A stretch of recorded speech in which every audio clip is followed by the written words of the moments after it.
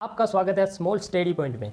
दोस्तों, आज जो मैं इस वीडियो में बताने वाला हूं वो आपके लिए बहुत ही फायदेमंद है, क्योंकि जैसा कि आपने थंबनेल में देखा होगा कि यदि आपकी कोई भी परीक्षा है उससे पहले इन कुछ चीज़ों का ध्यान रखना बहुत ही ज़रूरी होता है। कहते हैं ना दोस्तों, यदि किसी के पास हथियार बहुत हो और उनको चलाना सही से नहीं आता तो उसकी जीत कभी नहीं होती है।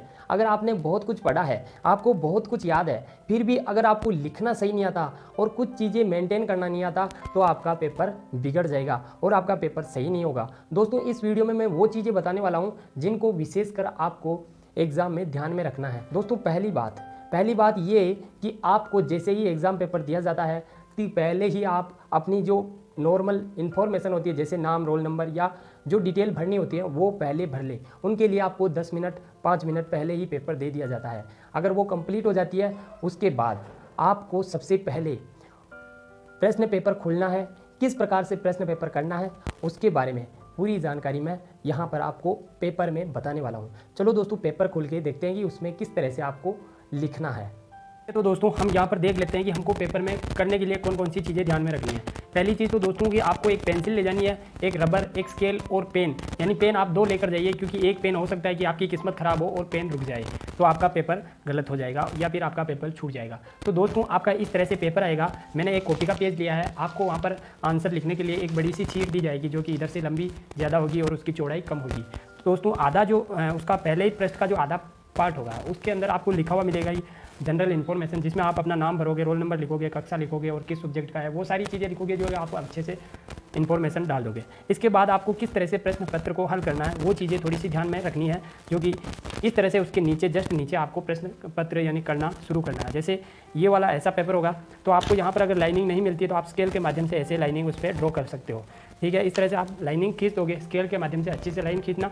उसके बाद में आपको यहाँ पर लिखना है कि ये जो लाइन है उसको छोड़ देना, ये 2 लाइनें छोड़ देना और फिर लिखना यहाँ पर प्रश्न संख्या 1। यदि आपको पहला प्रश्न आ रहा है तो उसे लिखिए, नहीं तो आप पहले प्रश्न को नहीं करोगे। जो प्रश्न आपको पहले आता है उसी प्रश्न को आप पहले करोगे, क्योंकि कहते हैं कि पहला फर्स्ट इंप्रेशन होता है वही लास्ट इंप्रेशन होता है। यदि आप पहला प्रश्न अच्छे से करते हो, 2-3 प्रश्न जो आपको अच्छे से आते हैं उन्हें पहले कीजिए, जो नहीं आते हैं उसको बाद में कीजिए। जैसे ऐसे लिख दिया कि प्रश्न, अगर मान लीजिए आपका कोई प्रश्न आया है कि एक कोशिकीय जीव क्या होते हैं समझाइए, तो पहला आपका प्रश्न आया कि एक कोशिकीय जीव क्या होते हैं समझाइए, तो आपने यहाँ प्रश्न लिख दिया, उसके नीचे लिखोगे उत्तर और यहाँ पर आप लिखोगे एक कोशिकीय,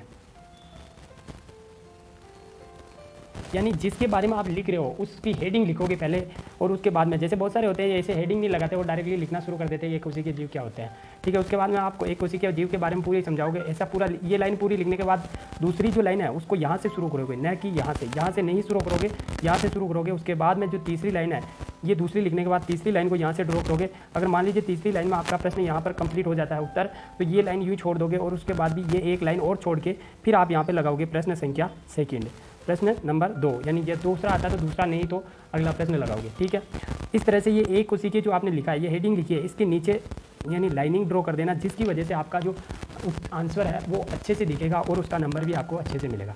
यदि मान लीजिए आपको दूसरा प्रश्न मिला है कि निम्नलिखित में अंतर समझाइए, जो कि आपको 2 चीज़ें दे दे, जैसे कि एवीज वर्ग दे दे और मेमेलिया वर्ग में अंतर बताने को कह दे, तो आपको अंतर किस प्रकार से लिखना। अंतर वाले प्रश्नों को इस प्रकार से करना। बहुत सारे क्या करते हैं कि पहले एवीज लिख दिया, उसके बारे में लिख देंगे, अगले प्रश्न में जाकर मेमेलिया के बारे में लिख देंगे। तो आपको ऐसे नहीं करना है, इस तरह से आपको आंसर लिखना है कि यहाँ पर लिखोगे एवीज व मेमेलिया में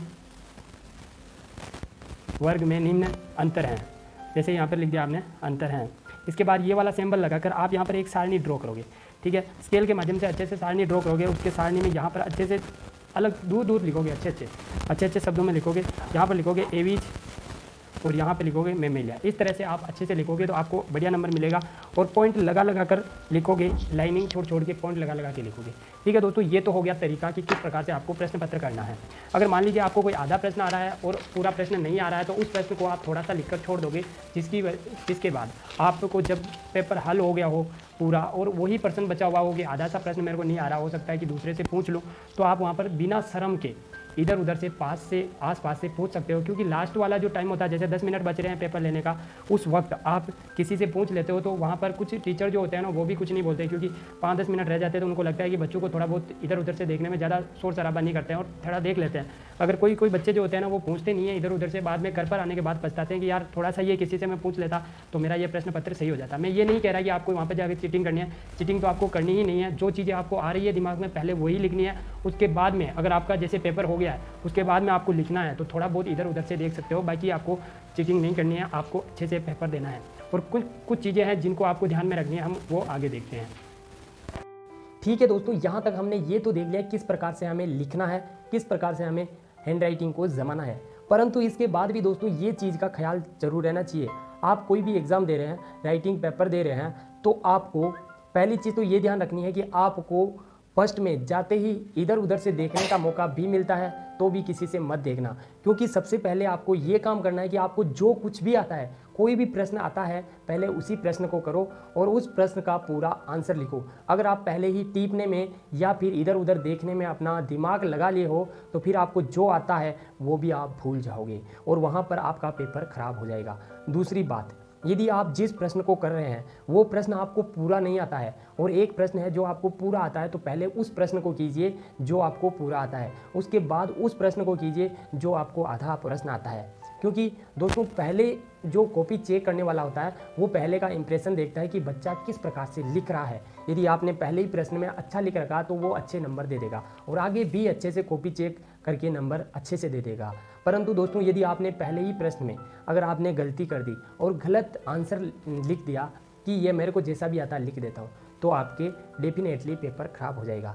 तो दोस्तों ये दो चीज़ें, और तीसरी चीज़ कि आपको जब प्रश्न आता है, आधा प्रश्न आता है, उसके बाद में आपको कुछ लाइनें नहीं आती है तो उसके लिए थोड़ा सा पैराग्राफ छोड़ दीजिए, उसके बाद आप नेक्स्ट प्रश्न को तुरंत करने लग जाइए। क्योंकि आप ज़्यादा सोचने में अगर वहाँ पर टाइम दोगे तो आपके पास टाइम ही नहीं बचेगा, इसके कारण आपका पेपर और ख़राब हो जाएगा। चौथी बात कि आप यदि लास्ट तक अपना पेपर कर लेते हो और उसके बाद आप फ्री बैठे हो तो उस वक्त आप इधर उधर से थोड़ा बहुत पूछ सकते हो, क्योंकि बहुत सी बार ऐसा होता है कि कुछ स्कूलों में कुछ बच्चे तो पूछ लेते हैं इधर उधर से, उस वक्त उन्हें मास्टर या अपने उनके टीचर जो होते हैं वो भी कुछ नहीं कहते हैं, क्योंकि उनको पता है कि थोड़ा बहुत देखने से कोई फ़र्क नहीं पड़ जाएगा।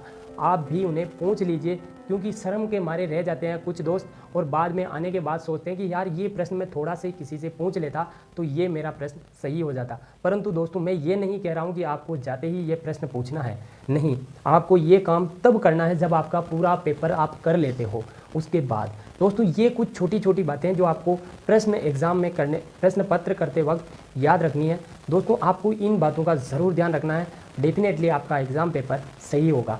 आशा करता हूँ कि आपको ये वीडियो समझ में आया होगा, ये कुछ बातें आपको सही समझ में आई होगी और आपके एग्ज़ाम के लिए हेल्पफुल रहेगी।